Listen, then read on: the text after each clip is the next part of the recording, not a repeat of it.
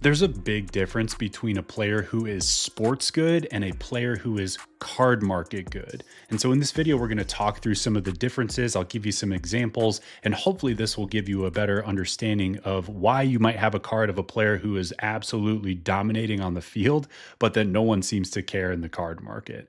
So let's talk about sports good versus card good. Now, if we're talking sports good, you're talking usually about someone who is a star on the field, right? Like someone who is valuable to their team, someone who helps their team win, someone who, does the little things, the intangibles, plays defense. Those are the types of things that don't show up in the box score. And those are the types of things that usually also don't drive card values. So you might have someone who is very good at doing all of those little things, but their cards don't actually reflect how good of a player they are on the field. And they usually aren't going to have a whole lot of hype surrounding them either. So when you're thinking about, the types of players who are young, projectable, like those are the names that are card good. So a lot of these guys are older, they've been more established in the league, and people just don't look at them as being, good card investments because they don't see the upside anymore. Now, when we're talking about players who are card good, it almost always has something to do with the player being projectable. So, age oftentimes has a lot to do with it, even if that's not necessarily fair. A lot of times, the card market actually mistakes age for potential and kind of they use those terms interchangeably when really they're very different. But players who are younger are perceived to have a longer time to figure it out. And so there's some kind of projectability that's built into being a young player.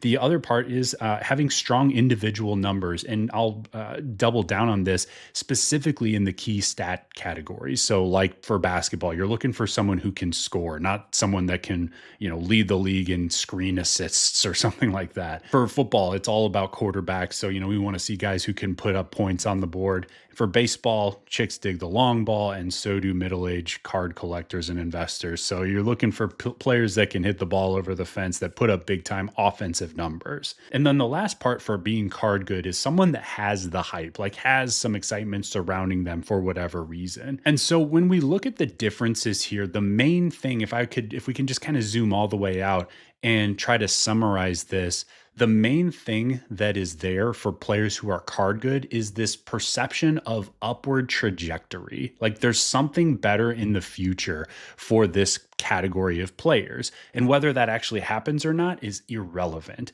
It's just about the perception from the card market. Does the card market collectively think that this player can go do something special out in the future?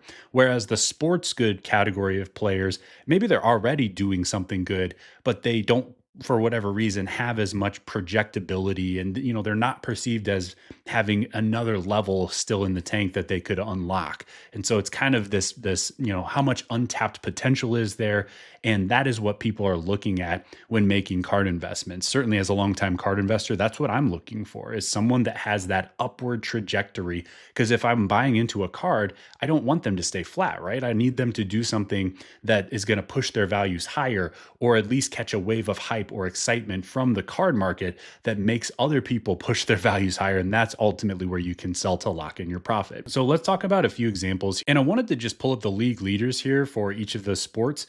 And we're going to look at the war leaders for baseball here. So you can see some of the, the usual suspects, the common names, the guys that you would expect to see.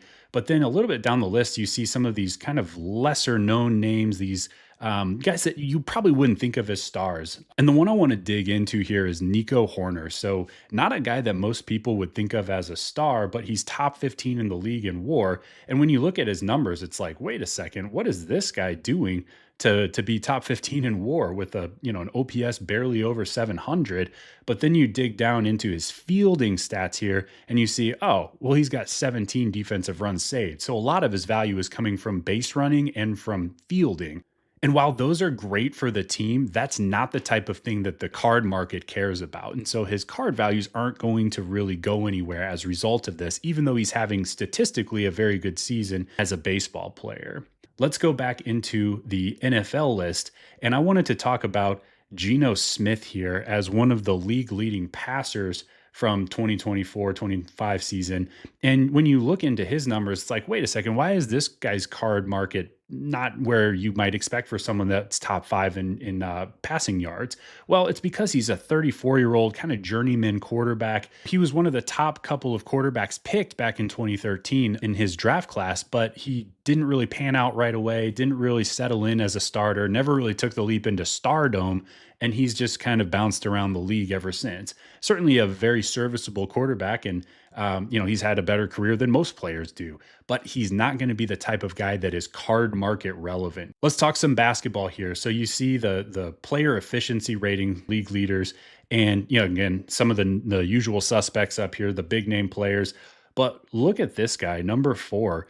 We've got Domas Sabonis here with, ahead of names like LeBron, Tatum, Durant, some of the biggest names in the league. And he's up there way ahead of those guys in the top 4. Now, this guy's cards sell for absolute dirt. And that's maybe surprising until you understand where his value comes from. And you can see like this guy's putting up 19 points per game, almost 14 boards. He led the league for I think the second or third year in a row, 6 assists as a guy who is 7 feet tall or whatever. Like this is a very impressive player.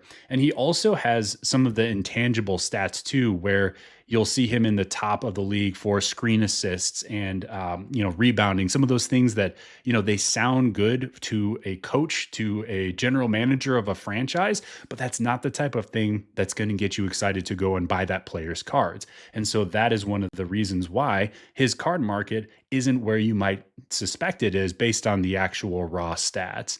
Fun one for you here. That guy is actually 10th all time as of right now in the career triple doubles category. Career all time, the history of the NBA, Sabonis is number 10 all time for triple doubles. That's one of my favorite pieces of trivia I've seen recently, because I don't think anyone would say that when you think about that guy, but he's been a very good player. It's just that he's not the type of player that the card market cares about. So ultimately, when you're thinking about this, you've got to differentiate between sports good and card good. And sometimes that means that you're going to have to look yourself in the mirror and decide, okay, am I gonna die on this hill of, holding on to this player forever? And, even though he keeps putting up big numbers, the card market just doesn't seem to care. Or maybe is there a better opportunity out there somewhere else? Maybe it's time to move on from those sports good guys and get yourself into some of the players that are perceived to have that upward trajectory that are going to be more in the card market good category. By the way, if you like this type of sports card content, make sure you take 3 seconds to like and subscribe. We'll see you on the next video.